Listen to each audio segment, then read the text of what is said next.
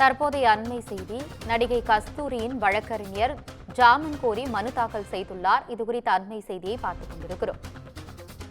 நடிகை கஸ்தூரி ஜாமீன் கோரி சென்னை எழும்பூர் நீதிமன்றத்தில் மனு தாக்கல் செய்துள்ளார்.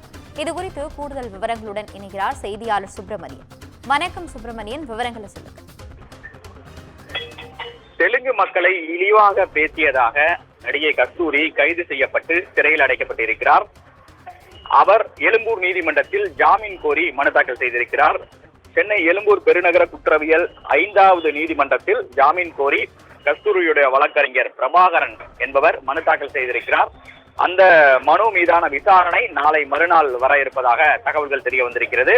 ஏற்கனவே கைதாகும் போது நடிகை கஸ்தூரி ஜாமீன் கோரி நீதிமன்றத்தில் ஏற்கனவே மனு தாக்கல் செய்திருந்தார். அதாவது கைதான சமயத்தில் உடனடியாக அவர் மனு தாக்கல் செய்திருந்தார்.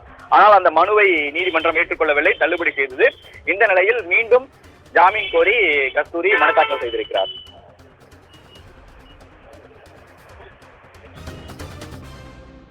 விவரங்களுக்கு நன்றி சுப்பிரமணியன்.